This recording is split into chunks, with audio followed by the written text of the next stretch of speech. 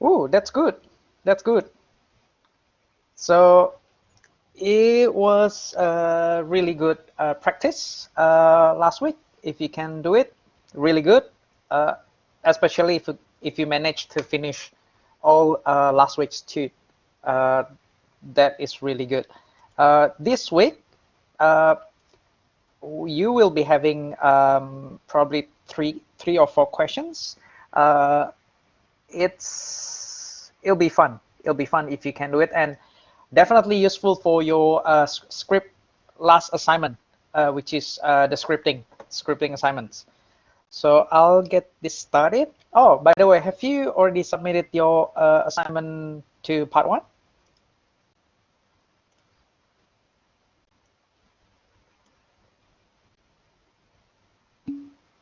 Oh, okay, that's good. Fantastic. Okay, so we'll start. Um, I will start. Today we'll be discussing about the bash scripting part 2. So it'll be more like all practical. So if you can prepare your terminal and as well as your lab sheets, it'll be great. Or else you can just have a look all the scripts. So I will be showing you a lot of scripts today. Okay.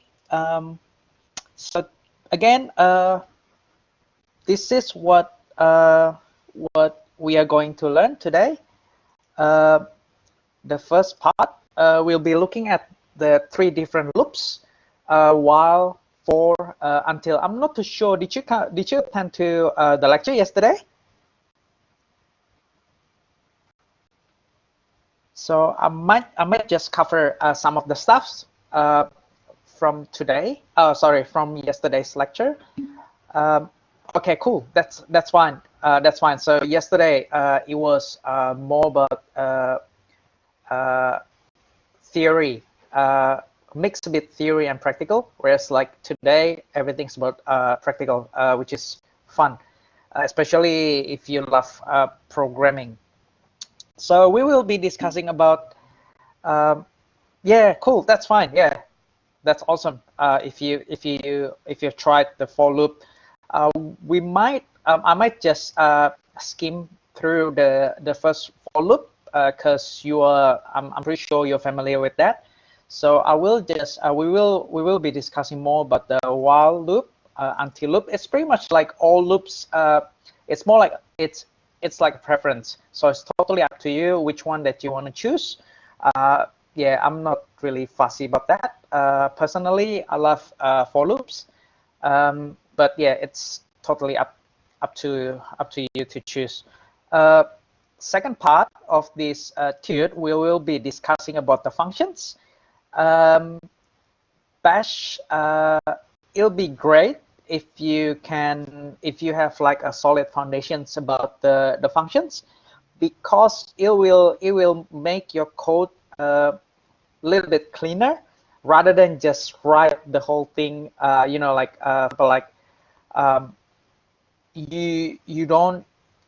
don't really have like functions, or pretty much like you have like a really long listing of the code. So they might call it like a spaghetti type of code. So it's better to make it modular. But especially for the bash programming, I'm pretty sure bash doesn't have the object-oriented type of programming, but still have the functions, which is still good, still great. Third, we will be discussing, and I will give you a demo about the shell scripts. Not shell scripts, but Shellcheck. That's a program, a handy program for you to debug your code. So I know sometimes it's quite difficult. Like if we have just write everything, all the code through terminal, it's quite difficult for us to make sure. Okay, is it like invalid code, invalid syntax or not? But this Shellcheck program, it's really good. I will show you later, but it'll be good. So it will give you confidence before you run your code. Lastly, we will be discussing about the GetOps.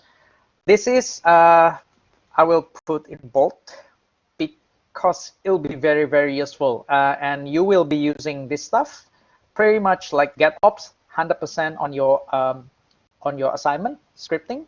So just don't forget and pay attention of that. Okay, next. Okay, first we will be looking at this while loop syntax. So let me find okay, so this is the syntax, which is while and then conditions of the top of this one. You will put the conditions here and then do and done. And remember, you might want to pay attention, and you will use these expressions often when you work on the loop. It's okay, all good. Thank you so much. It's okay. Just check out this recording. It's okay. Thank you. No worries. Thank you. Also, this is some oops. Also, you will be looking at two important comments on your while loop here, which is break and continue. Okay, so now I will just give you the demo of the while loop example. So let's say, okay, let's say I will just use the name while loop example1 sh. Put the bin bash and counter one. I will just increase the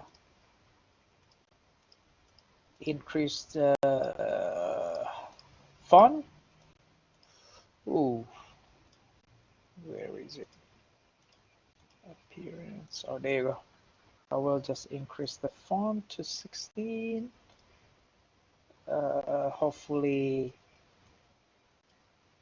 it's looking good.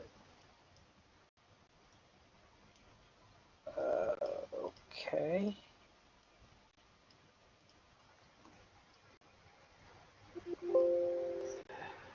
Great. So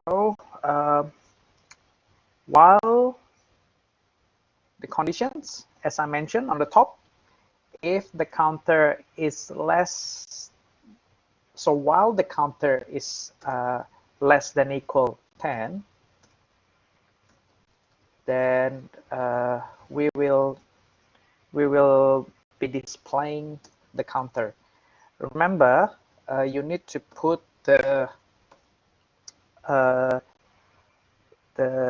increment of the counter, or else it'll be infinite loop. You will be having like an infinite loop.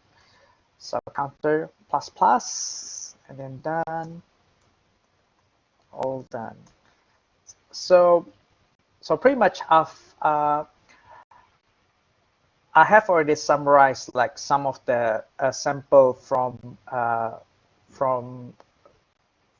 the lab sheets, as well as the from the lecture notes. So so here we'll be looking at what's going on with this one. Okay, so we give the permissions in the file loops. Wow. Okay, so from this code, it will show from 1 to 10. Again, The first we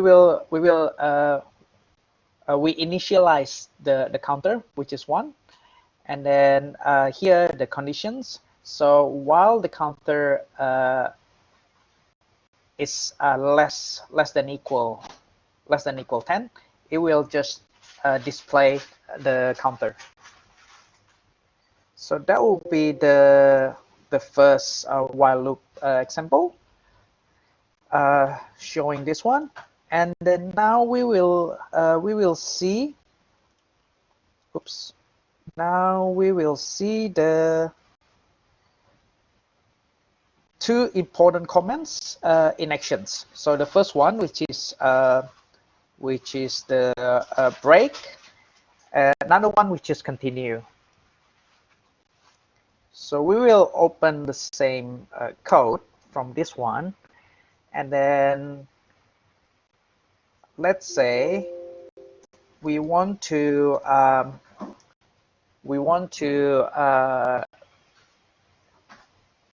break. We want to exit from the loop when the counter reach 5. So we put the conditions. If remember, if unit space here, if the counter equal 5, for example, then break here.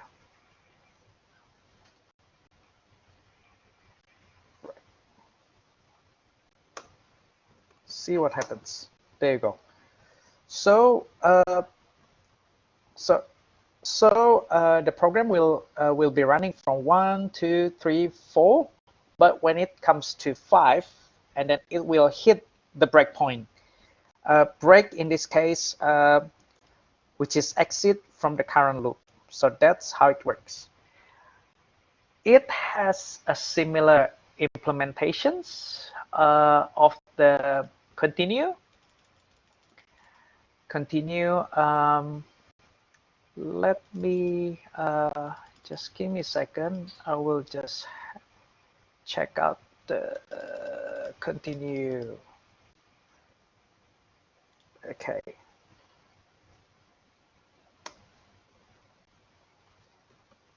So it will have the similar implementations as the continue. Okay, we will be looking at using the same code. So for example, like if we want to let's say skip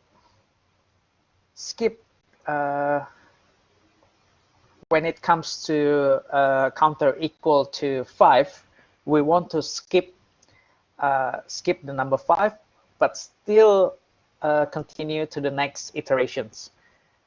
So for example, like we do this one. Remember that we need to move this one to the top, or else you've got to check this code, and then it's not going to work. But you need to find out what's happening with that. So we need to move this code to the top. That's for the really good practice and for your understanding. If you accidentally put this one, the code below the echo.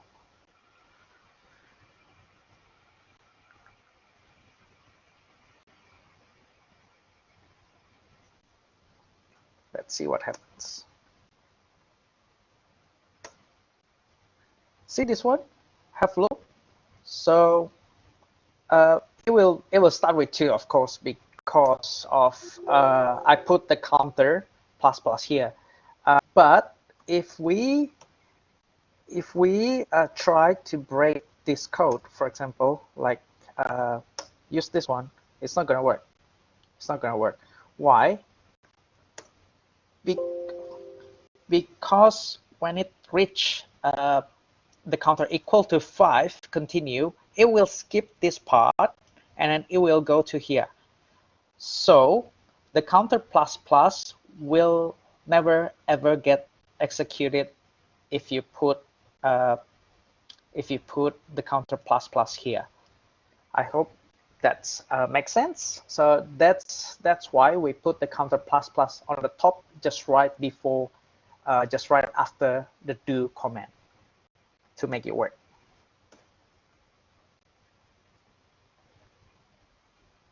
There you go. Let us clear. So that will be the implementations of the while loop, and you can still see the snippets of the code here where you need to try. Again, when it comes to the bash scripting, either it is like introduction of bash scripting or intermediate or part 2 of bash scripting. Again, you need to practice all the time, because the more you practice, the more you make mistake from the lab. That's where you can learn from your mistakes. So the next one will be the for loop. The for loop, it's pretty straightforward for the for loops. So the syntax would be the for variable in whatever number here. So that's a typical format of the for loop syntax. But there are another for loop syntax. Normally it is called 3 expression bash for loops syntax. So it'll be something like this. So if you've done some other programmings like Java, C, or PHP, you will see the similar type of for loop used here. But in other programming, pretty much like you don't really use do or done. Instead, they will use the open and close curly brackets. So let's how it works, the for loops. So if we, to save time, I might just copy from the code snippets. Loops, let's say loop sh, copy from code snippets. Oops, again, see if I copy from snippets, I will see the additional character, which is not really good. So that's why you need to type the code, or you need to run the command DOS to UNIX. Okay, I will just give the permissions to this particular script, loops. So that's how it works. Look, pretty much exactly, this one, it's pretty easy for you to understand, because like it will just go through the will go through these iterations. Or if we just want to modify a little bit the code here, instead of having 1, 2, 3 here, you can just simply have 1 up to 5 here. There you go. Welcome 1 times 2 to 5. So that will be pretty handy, this command. Also, you can try by using alphabets. So for example, like here, if I change to A to Z, so if we run it, this one, oops, probably it's too many. So probably I'll just to J, to J. What will happen with that? Oops, loops. Yes. Okay, so welcome to A to up to A, from A to J. So that's for lowercase. What will happen if you want to change to uppercase here? When you change to uppercase, again, it's pretty handy command, and you can use that. what else? Yes, for the 3 expression bash for loop syntax. Also, you can just use this command. 0. Remember to use two brackets here instead of 1 to give you like a saver evaluations of your command inside. Yesterday Paul showed really good example for and expose the details of how important of having these 2 brackets. Just check out his lecture for this week, week 9. Okay, I++, see what happens. There you go. So from 0 up to 4. That's exactly the same. It's because of I started with 0. Another pretty handy for loop. If you,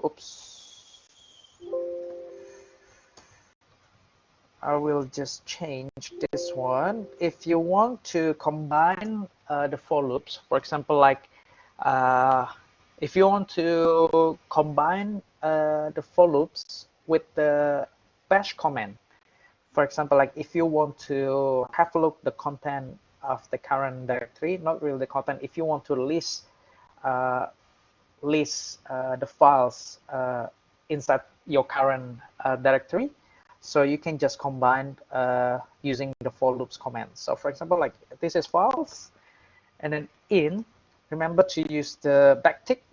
Where do you find backtick? It'll be on your keyboard, the left side of 1. So backtick, it will be interpreted by the bash to send the command. So like this, and then I will just change this one to files. What will happen with that? There you go. It will just list all the files. So it's pretty handy, the for loop command. Okay, again, just check this out, practice for the for loops, and you should be fine. Now we will be looking at another type of loop, which is until loop. The interesting part of this until loop, if we have a loop here, so it is mentioned. I took it from the course note. So it'll be similar to while, but the exit condition is the opposite of the while loop. So let's see the implementations of this one. So it'll be so much easier if I just copy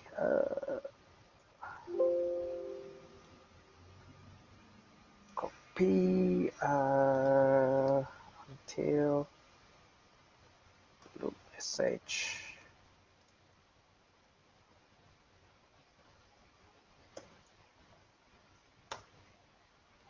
Give permissions to this until loop sh until. Okay, so 1 to 8. It will just simply, like a really simple code to display from 1 to 8. So again, like if you have a look at these implementations, it's pretty straightforward. You will initialize the counter, which is 1, and then after that here, this loop will be running when the counter is still greater than 8.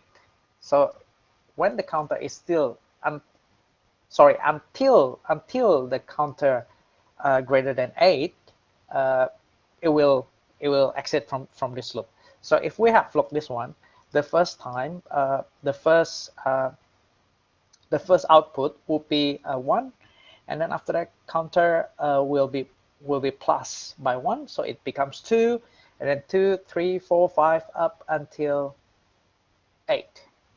So if we have look again the output here up until 8, when it comes to 9, and then the program exits. So that's the whole idea of the until loop. So now we have learned the first part, which is this one. Oops, pretty bad. Probably I just make it blue. Okay, so now we have learned the first 3 parts of this one: while loop, for loop, and until. And we will be looking at the functions here. And what is the functions? The functions actually, it's a set of commands that can be called many times. So imagine like if you have, so it will be so much easier. So for example, like if you have, and this is again, probably I'll just show you, this is the typical syntax using the reserve, not the reserve, but it will just directly define the function name, and then after that open and close brackets followed by open and closing curly brackets, and here in the middle you just start filling all the codes. And again, what is the function and the purpose of the functions? So the purpose of these functions, it will assist you when you have like a long or a really complicated code. It will just give you a more readable code by having a lot of modules, you can say that. So the main idea is to avoid writing the same code over and over again. So imagine that if you don't have functions, let's say you want to create like a generic sorting functions. So for example, like that, if you don't have the functions, and let's say you have like let's say you have something like this, sorting. Let's say you have the command for sorting functions. Let's say this one is all codes here for your sorting functions. And then if you want to reuse the same code, and then if you don't have functions, meaning that you need to copy and paste that chunk of code anywhere in your program. So it'll be really, really messy. So that's why we thankfully Bash creates the functions here. It is quite common to have functions in other programming languages. Like if you're familiar with, let's say, Java, PHP, like some other programming stuff, they do have functions. It's really common to have functions. So let us see the implementations of the function itself. Okay, so first I will just show you 3 different implementations of the function. First is the simplest one, simple functions, no passing parameters. Second one, we will define the functions with the passing parameters, and the excuse me. And the last one, we will be looking at how to implement the multiple functions. So first, we'll clear this code and then create functions, sh, for example, bin bash. So what's the name of the functions? So let's say print something.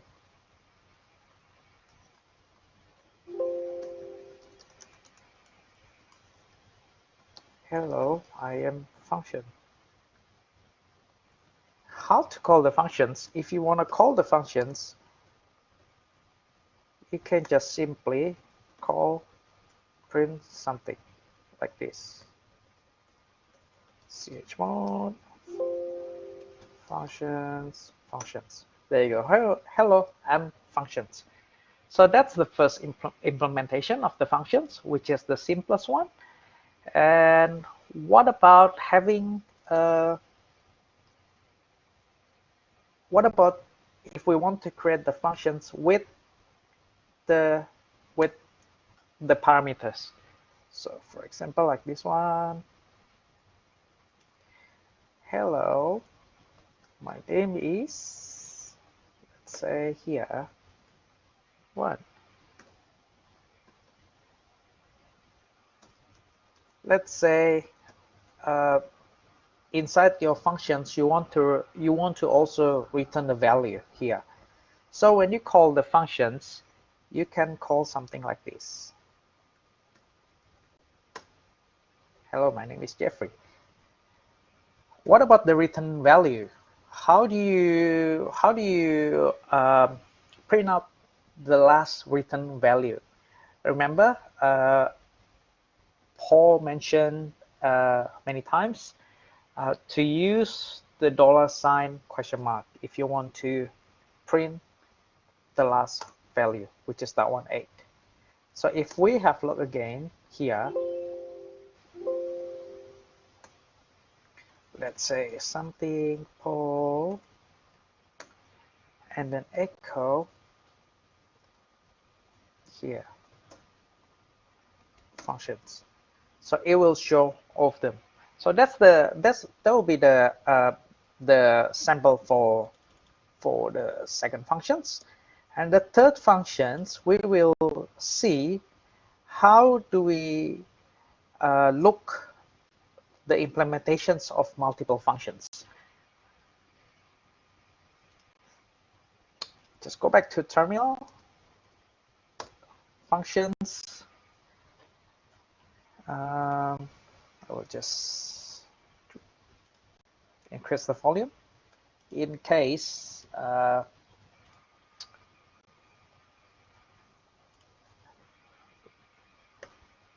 so for example, like we have I will just create a brand new one, function 2 sh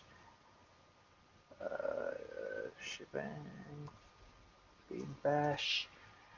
Let's say you have function 1 return 8. You have function 2, and the function 2 is calling function 1.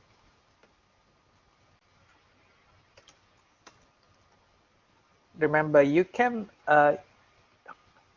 implement the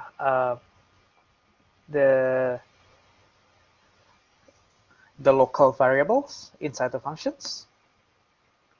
Return 1 here.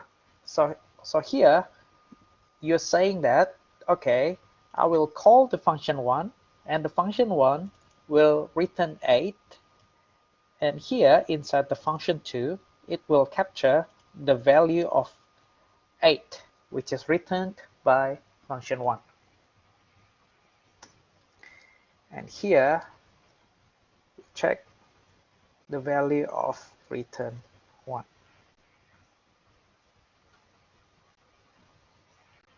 Here, let's say you implement the global functions, the global variables 1. Let's say 100 or 10. Let's say 10. So here, from this example, what I'm trying to show you is the implementation of multiple functions, and what's the implementations of having the global variables versus local variables. So here in your main, let's say we call it like main functions. So you want to call function 2 and then check what's happening first. Oh, chmod plus x function 2. Function 2. Oops, command not found. Let's see what's missing. Oops, here. Shouldn't 14 function 1, local return 1, echo return 1, function 2.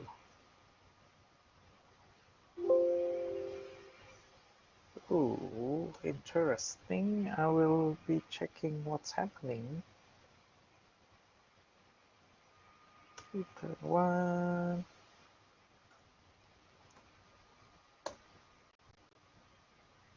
Line 12.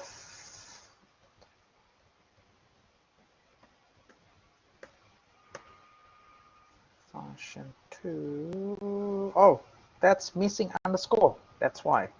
Missing underscore should be okay. Done. Okay, cool.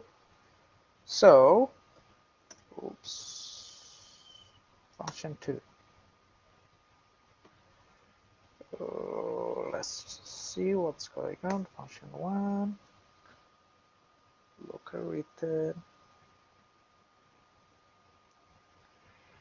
Function 2.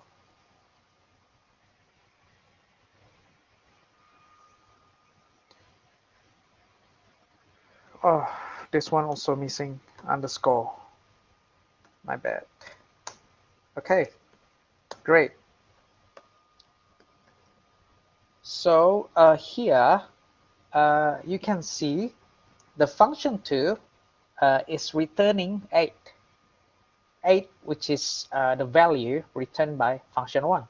Now we will check out again. That's 8. And what will happen with the global value of return 1? Is it going to be 8 or 10? Should be 10. Oops. Echo. Should be 10. There you go. So now you know what's the implementations of the global and local here.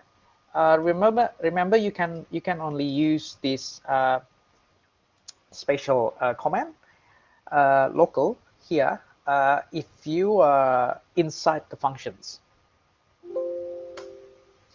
There you go. Now move on to, and again, this is very handy, the functions. So later when you are looking at this GetOps, I will just give you why I will give you how important the functions is. Okay, so now we will check this shell check. The shell check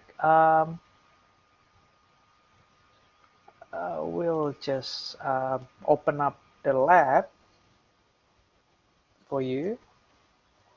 Just want to check it should be, I should be covering everything. I just want to double check the loop. We have covered the loop, we have covered the demo of the while, do, done, break, continue, and functions I've just showed you previously. So function, it's very important, and then we will be checking the shell check. After that, oh, remember this one? these two comments, not comments, but special parameters, it will be very, very handy for you to do your exercise later. We will be checking about shifting later. And what's the implementation of shifting? Lastly, we will be discussing about GetOps. GetOps. There you go. Yep, we'll be discussing. So we are on track. So now, if we open up this one, the online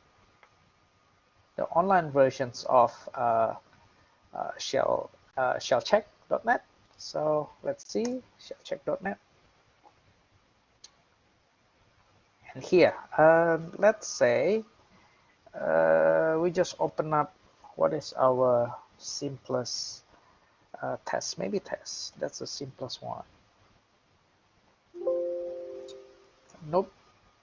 We'll just create a simple script.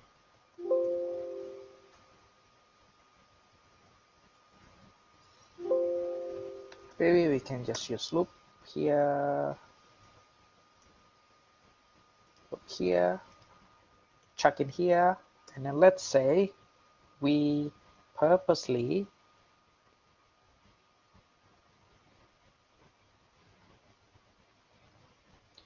there you go, something like this.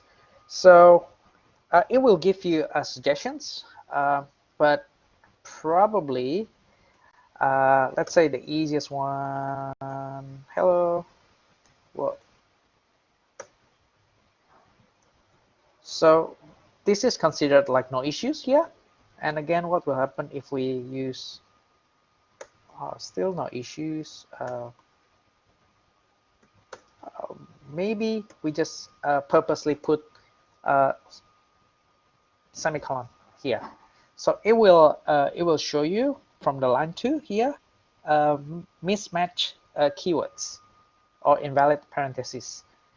So it's pretty handy to use the Shellcheck here online, but we don't really recommend you to use the online versions because it tends to be behind from the latest versions. So we will just advise you to use the pre-built versions from the link given if you check your lab sheets, or I will just show you, for example, like if you're running using Red Hat or CentOS, you can just simply use the install the yum Shellcheck. So I will just show you yum install Shellcheck.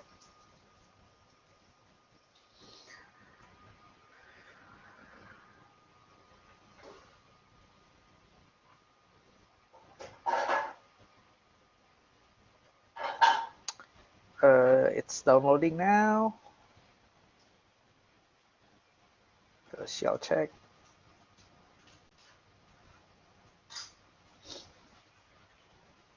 Running, install. It's installing now.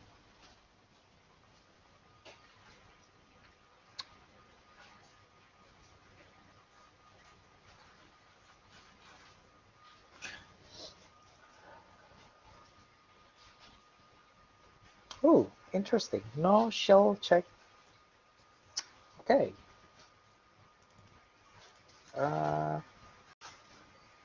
Try yeah, install Shellcheck.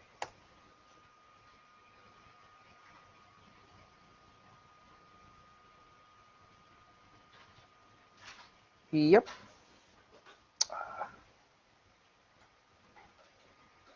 Remember with capital S then and capital C if you're running Red Hat or CentOS. Okay, so see if we have this.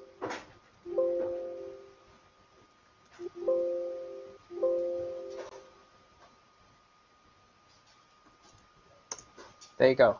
Cool. So let's see what's the versions of this Shellcheck. 0.3.8. And what's the implementations of the shell check? Okay, shell check loops here. Okay, it's result. That's exactly the same what we see. No, what we saw before from the online versions.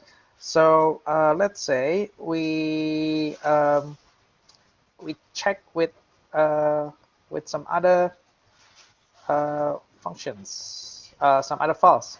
I meant some other files here. Okay, no complaint here for until loops. But what will happen? Let's say if we intentionally put this one. Okay, don't put space around equal in assignments. So that will definitely speed up your development or speed up your scripts if you're writing scripts by utilize this shell check. It's pretty handy. So if we intentionally put back this one, let's say put still put space, what will happen with that? Still complaining, which is really good, and exactly it will point out, hey, you have the space here and you need to remove it if you want to assign a value. That's the program that we really looking at. You know, like something that can help you to speed up your development. So here, no complaint, and then try, all good. So that's what shell check does. So give a try and see how it goes. Shell check. The next one will be the sysadmin script. Sysadmin script, I believe I took this code from the lab here. From the lab, you can just simply try this code. Sysadmin code here. So you can just simply try the sysadmin code here, but instead of showing you the existing script, I might just give you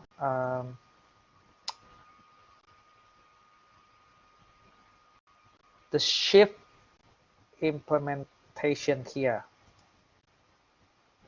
Yes, this is something that I want to show you. Give me a second.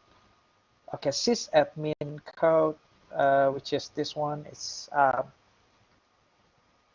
It is to you can try sysadmin code. It's just really simple code. But one thing that I want to show you is this code, the implementation of shift example. What does it do? So shift is a built-in command. Shift. It's pretty much shift is used to change the position parameter values. So this is the idea or explanations of shift, how it works.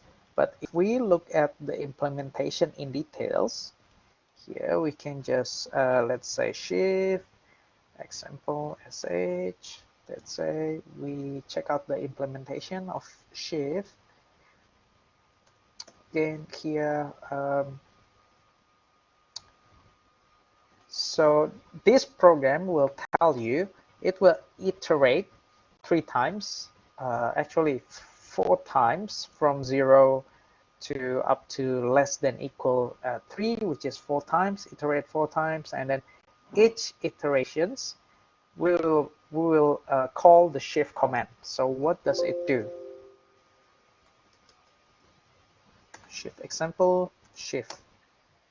So if you, oops, nope, it should be shift, let's say 789. So that will give you the clear explanation of shift and how it works. So first iterations, when we pass the parameters, first parameters which is 7, second 8, and third is 9, the first iteration, it will just print out all of them here. Print out all of them, 7, 8, 9, and then shift, when the shift command is called, it will remove this one, remove the first parameters, and then move 8 to 1, 9 to second positions, and the third one will be 0. So that's how it works. So if you have looked this implementation, you will exactly know how it works, the shift command. Okay, now passing with GetOps. Here I will just show you the GoOps. Let me check whether, again, this is like another implementations of GoOps that you can try and how it works. I will just quickly give you the explanation of the code here. So GoOps, it will give you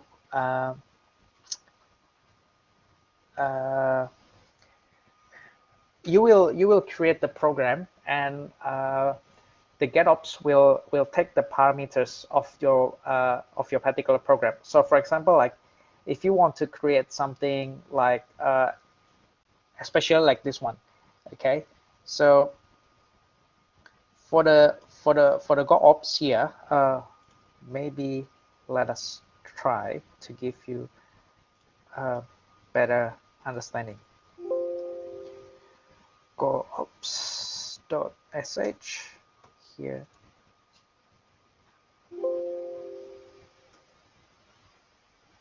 Bash GoOps. chmod plus GoOps here. GoOps-a. See that one? So if you want to create like the program with the switch added in your program, that's where you use GoOps. Here, if you, in this simple example, you will see that if you pass switch A, it will call this particular chunk of code here. So echo switch A was triggered. Again, like any other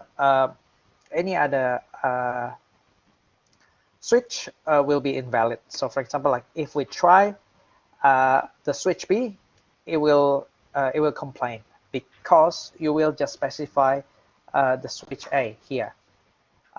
That will be exactly the same implementations for the second one here, but remember that just give me a second, I will find. Remember that that this column here, meaning that after the switch, if you specify the, let's say this one A, it will be just switch A. So for example, like if you want to call, let's say A, like that. That will be exactly the implementation of B. If you want to call B, just D, just like that. Or you can just use A, B. But if you have the colon after this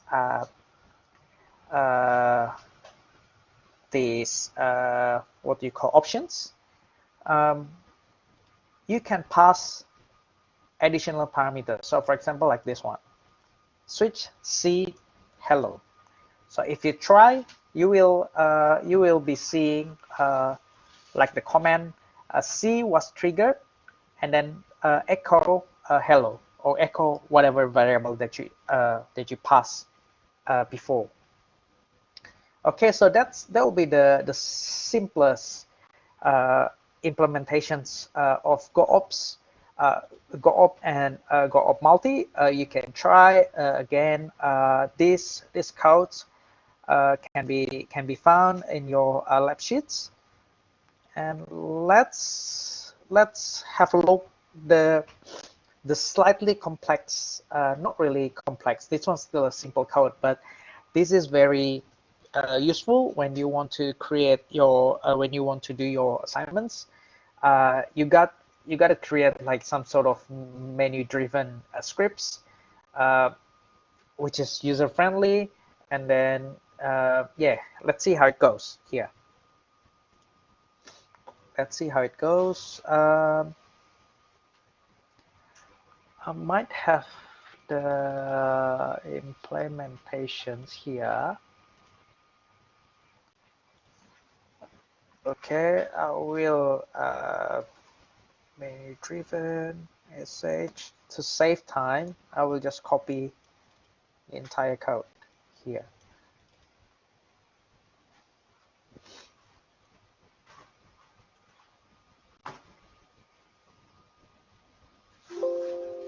Just want to check. So chmod plus x menu-driven. So if we have looked this one, okay, one to say hello world, q to quit. Okay, so pretty much it's really simple, but let's see what's the implementations. Here you specify the command, the printf command. It is pretty much in some other programming language, they might call it these declarations as a constants, as a const, like pretty much like you define the variable which is hardly changed. So for example, like here, you specify the full path of the of your programs. Here, for example, like printf, ls, pwd, sleep, and quit. So those are variables that are hardly changed. So here, see it's pretty clean by using the functions here. So the functions here specifically like the menu, it will just generate the user-friendly options here. And then when it comes to the actual scripts, or in, let's say in C++ or C, you can call it like, okay, that's the void main, like the main script. What is actually happening in your program? They call it like void main, the main functions. The main functions comes here. Whereas like in Bash, you don't really have to specify the void main, but here on C++ or C, you have to explicitly mention about void main. Okay, here you will use the while loop command. So the while loop command here, it will so if the value here quit equal to 0, which is the quit you've already defined up on the top, the program will quit. So here, so if you choose like you will the first program, it will show the menu, and then it will take the user input, and from the user input, it will use the switch case, the case. So for example, like if you put number 1, it will print out hello world, the one that we tried before, and then it will delay for 3 seconds before it is going back to the main menu. Remember, the main menu, you have the clear functions, which is to clear your window. If you don't, you can try if you remove that. So you specifically specify 1, 2, 3, and 4 here, and then for the Q variable, for the Q character, which is both the lower or the capital Q, you will specify, you will change the value of the quit into 1. So as soon as it is 1 or Q, it will go, it will exit from these iterations because it is not valid anymore. So that's the whole idea of this menu-driven programs. Have a try this one. It's quite fun, this program. Okay. Let's see, go back again. So we have discussed about the function as well. We have discussed about this Shellcheck and GetOps. Pretty much we have covered all the lab today. And lastly, I will check. You will be having like 4 questions here, exercise. Try these 4 exercises, these 4 questions, to brush up all your bash scripting skill. It is fun.